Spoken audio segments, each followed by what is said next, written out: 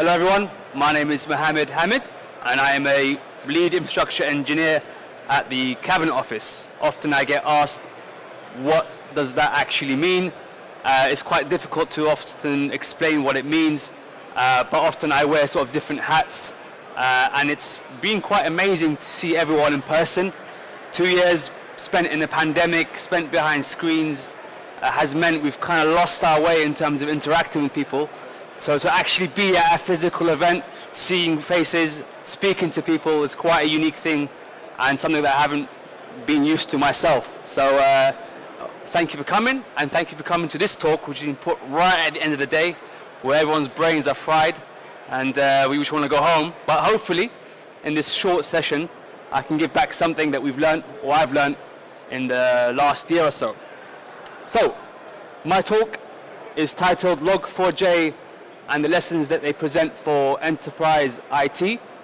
When I was asked to give this talk, I thought about what was the most recent thing or major thing that happened in the cybersecurity world, and you may be aware that Log4j was probably the first thing that would come to everyone's mind.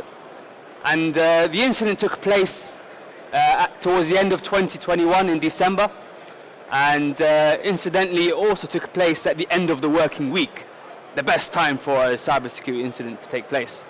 And the vulnerability, I remember when it was first released, it was in the Twitter world. Often Twitter is the great resource to see what's going on. And it was on a Friday afternoon where the cyber team messaged me and talked about this Log4j thing, where I had no idea what it was. And by the end of the evening, all hell had broken loose. And so I thought to myself, the whole response to the Log4j incident and how my team responded and how many enterprise IT teams responded, there was really a story to be told there. There were lessons to be learned from it in terms of the way the vulnerability evolved. You had the initial CVE, Common Vulnerability Exposure score of 10, which meant it was a bad vulnerability, and then you had a further vulnerability in that week. So really there was a lesson to be told there, or a story to be told, certainly in the way my team responded to it and in the way other teams have responded to it. Before I get into that, this is a picture of myself.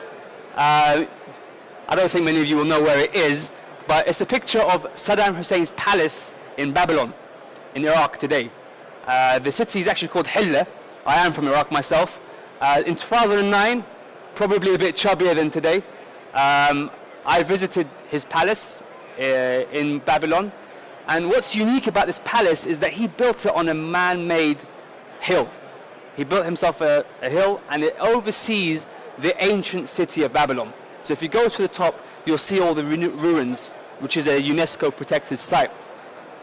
What's interesting about the palace as well is that if you look closely, not in this picture, but when I was there, on each individual brick, he had put his initials everywhere. And then you could see there were certain pictures of himself engraved on the brick, which really showcased how he thought of himself, a dictator. And the fact that he put it on a hill, that was quite interesting to myself. And going further from that, he even rebuilt the old ancient site as well. So much so that UNESCO have downgraded its status because of that. So for me, this visit always will stick with me, and it was unique access into the actual palace itself. It has been looted, so nothing exists there anymore, every single item, but it gives you insight in how he lived. And if you go to the top, there's a beautiful picture which I haven't put, you see a very nice view of the Tigris River. But my role itself, lead infrastructure engineer, the way I like to simplify this, and I've used this slide before, is we are responsible for the end users, and in terms of that responsibility, if you break it down and boil it down, really it's to provide fast, reliable access to the internet. Myself at the Cabinet Office, we look after the internal infrastructure. You have users who could be developers, could be working in policy, working on citizen-facing services such as gov.uk and Verify. You have people, as I said, in policy working with ministers. All those users rely on that internal infrastructure to do the work that they need to do, whether it's on their laptops, whether it's accessing the VPN, the wireless infrastructure. That is where I fall in. And you can't see this diagram because the screen is quite small. But what I've tried to show here is that there are different blocks to that internal infrastructure. So you've got your users, you've got the devices that they use, and they're all accessing the internet. But underneath that is that internal infrastructure, and then within that there are different blocks. So it could be the VPN that I look after, it could be the firewalls, it could be the wireless infrastructure and what comes with it, the switching layers, mobile device management, how we manage our end users. All these different things come together to give you that internal infrastructure. And if things are going well, we don't hear any problems or any feedback from users. So that's when you know it's a good day. When you hear about us, that's when you know things are bad. Something is going wrong somewhere. And I'll touch upon these sort of different areas further towards the talk. But to really understand the lessons for enterprise IT, we need to know what exactly is Log4j. Some of you may already know what it is, but if you don't know what it is, Log4j is an open source Java library built for Java applications. And essentially what it was, as Java developers, when they were building the applications, you need to log your code. Your code, you need to log it, whether for logging purposes, for debugging purposes. You need to produce logs for those. And what they used to do is write loads of lines just producing logs. Now, to improve the efficiency of writing their code, Log4j was an open source library that came about where they could reference this library instead of writing multiple lines of code. So what that meant was you had better efficiency when you're writing your code. You're writing less lines of code. If you need to redo your code, it's more efficient doing it that way by referencing this library. Now, within this library, there are also features that were added on later on. As people started using the library, they were going to the creators of the library and asking, hey, can we use this feature? Can we do this? One such feature was the lookup plugins feature. And what that allowed you is to look up a certain type of plugin for a type of log file, and it will produce different formatting of logs for different types of data. One such type of data was directory data, LDAP data.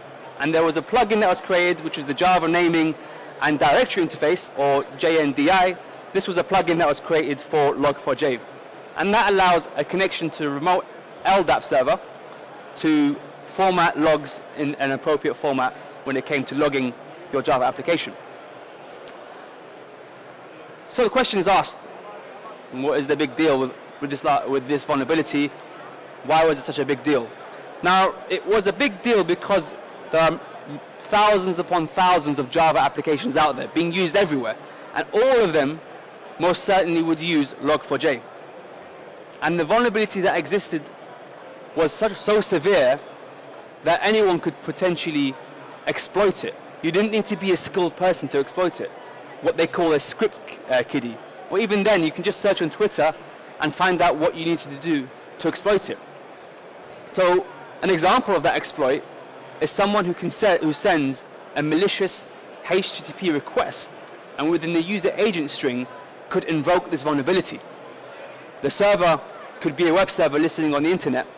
I could then, imagine me being the malicious person, I send a request to that server, the server processes that request, as it would with any sort of request. It then would use Log4j to log that. Log4j would then process that, and it would do the lookup. It would perform the lookup. And because the string was using the JNDI feature, it would do a lookup against an LDAP server.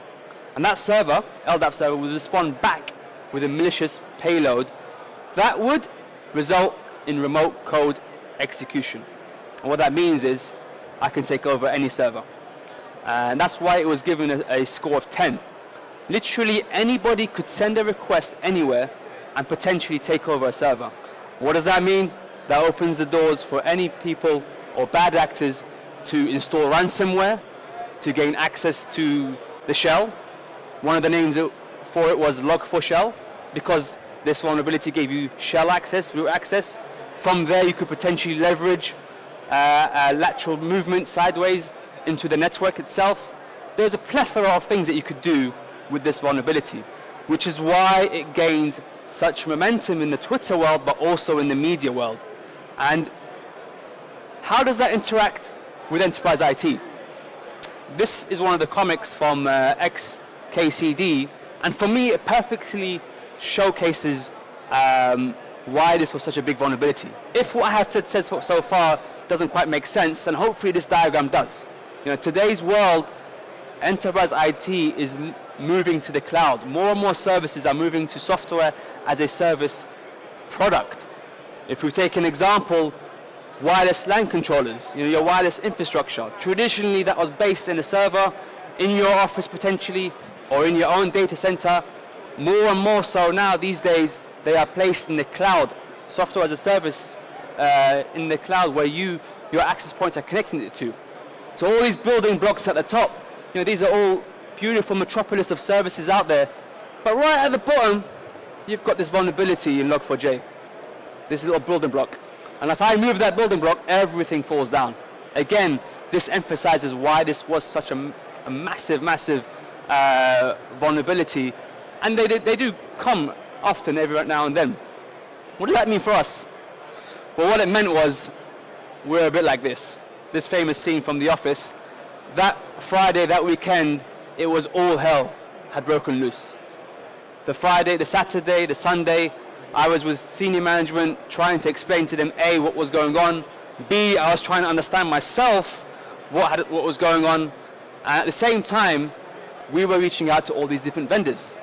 So vendors had put their services onto the cloud. Traditionally, we had ownership, had control of patch management, patching these servers. Now they're in the cloud. So what that meant was, we needed to reach out to the vendors. Again, this diagram, we probably can't see it at the back, or this screenshot. What this is to give you a little idea of how quickly this spread. So on the Friday, I mentioned that this became an apparent thing, this Log4j thing.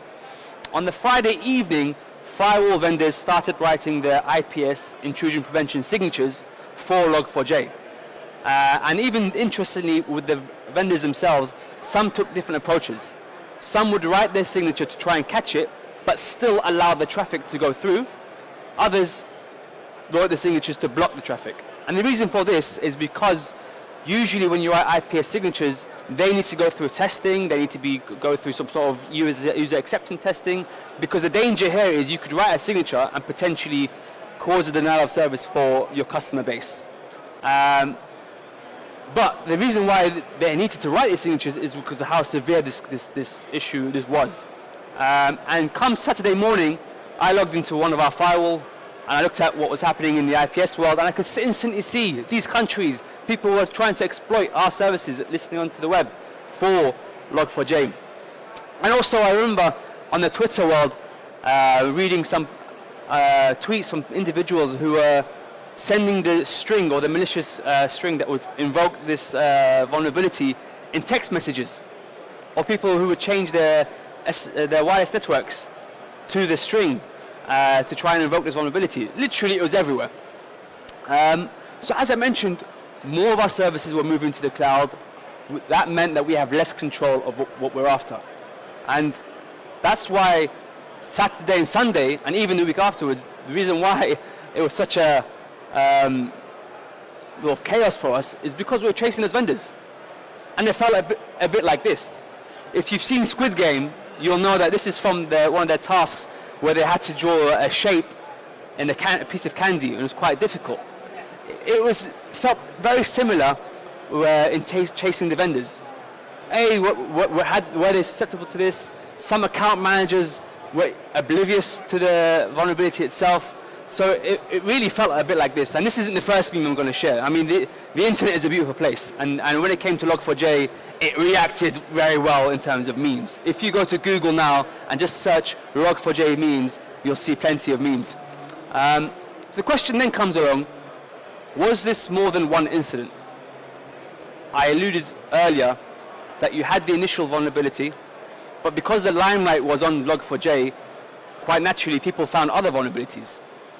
And those severities changed as people understood how it could be exploited. So the second vulnerability was given a lower score, I think it was around 3 or something, but later in the week that increased.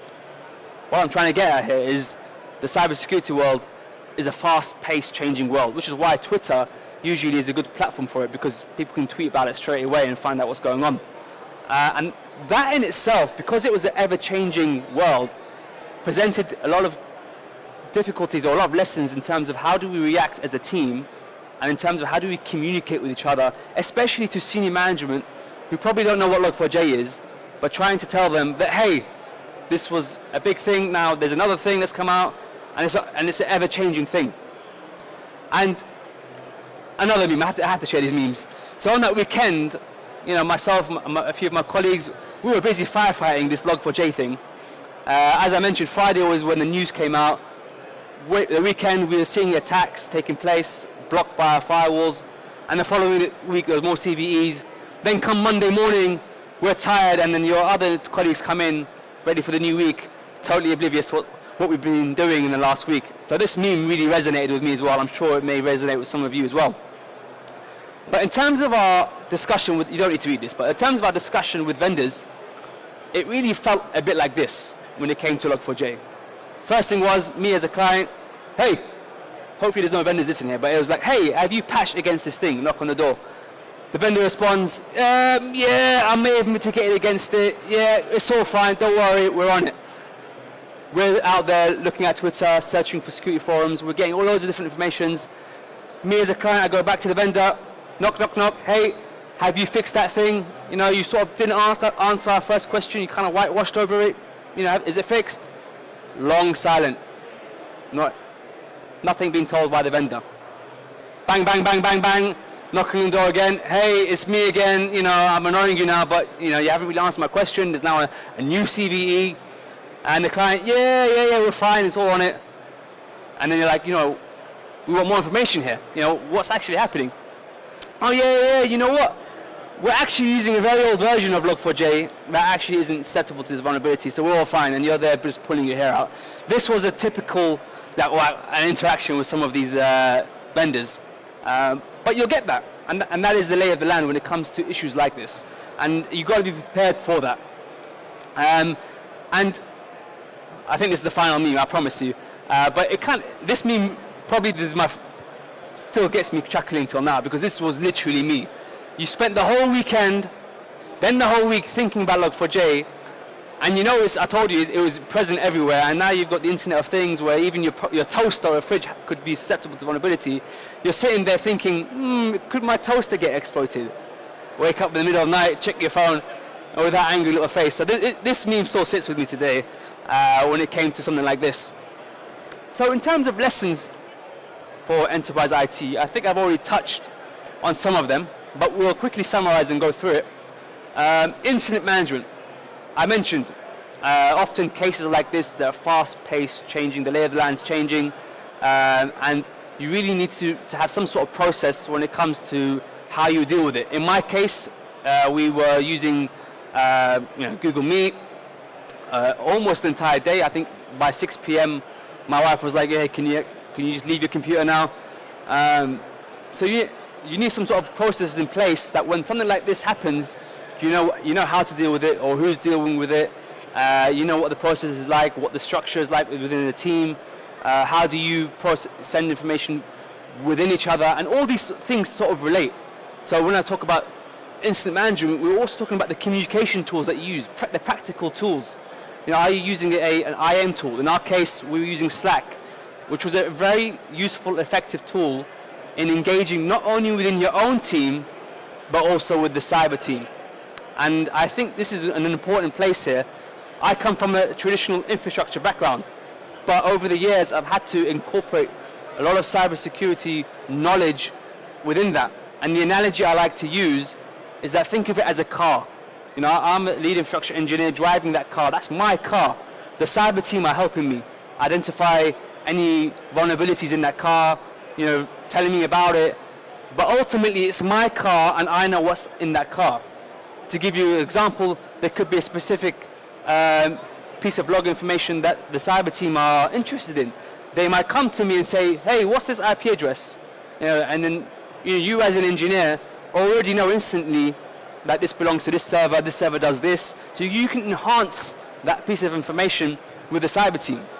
And that's why when it comes to incidents like Log4j, having those communication tools, whether it's Slack, MS Teams, Google Meet, Google Chat, to be able to quickly communicate with your cyber teams, with your own team, to get to the bottom of what's going on. As I mentioned at the beginning, most of us never even knew what Log4j was. But also, number 4, and this really applies to me, is taking breaks. What I found was, and this is my own problem, is I have FOMO. I need to be involved in everything, especially with something like this. It's a changing environment. You know, what's the latest thing? Oh, this is the latest thing. Share it with the team. Have you done this? Have you looked at that? Have you looked at this vendor? Have you rechased that vendor? So take a break. You know, you can't do everything, and that's fine. We're humans at the end of the day. You need to take a break, whether it's going for a run like I like to do, going for a walk, maybe taking some annual leave a couple of days because something like this is intense.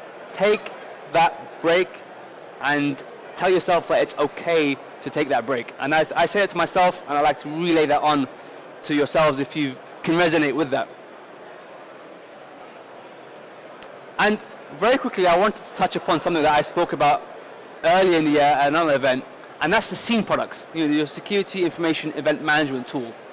When it comes to something like Log4j, those tools are quite critical. You've got logging information coming in from various different places, but those tools can also be used for more than security. And in my case, there was a perfect use case where this came into being, especially in relation to the pandemic. Now, we had a situation where people were starting to come back into the office, and we needed to find a way to monitor the usage of the office. Now, unfortunately, in our case, the card logging system was bad, to use a nice phrase for it. And it wasn't logging correctly, it wasn't logging to a central place. So the question was posed to us, can we find out how many people are in the office using other means? So then it came to my mind that, yeah, we can. We've got wireless information, we've got information from our devices, from our firewalls, and these are all going into this SIEM product. In our case, we were using Splunk, and we can probably manipulate that data and start creating some reports to see who's in the office. And what we then came out with is a report that looked a bit like this, which basically showed us users with the asset number and their username, the time that they connected to the wireless infrastructure, and the time that they left the wireless infrastructure. And that created a daily report every day around about 6 p.m. and that was sent directly to the estate team and to anyone that needed to be involved. And it was a way of managing, back when we were sort of just coming back into the office, of who was in the office. And it helped the estate team better manage their return to office. So I wanted to sort of mention this because I think, we use SIEM products for security, which is good, but it can be used more than that, whether it's for patch management of your devices or a scenario like this. And finally, I started with that talk with that picture of myself in Saddam Hussein's palace. He had built that on a hill. He very much saw himself as never being, toppled. But we know famously he was. Even with these palaces, even with his palace being built on the hill, there was always, he ended up being toppled. But what I'm trying to get at is, even when it comes with our infrastructures, with our systems that we run, with the applications infrastructures, there will always be something that will be found. And the incident of Log4j will happen again, and so we need to be mindful of that. The lessons that I mentioned, we need to be mindful of that. Have we done a retro for the incident that we've had as Enterprise IT or whatever team? Because in those retros, you talk about the lessons that you learn from it. So finally, to end up with and to say, Log4j, incidents like Log4j, vulnerabilities like that will happen again. Thank you very much for your time. And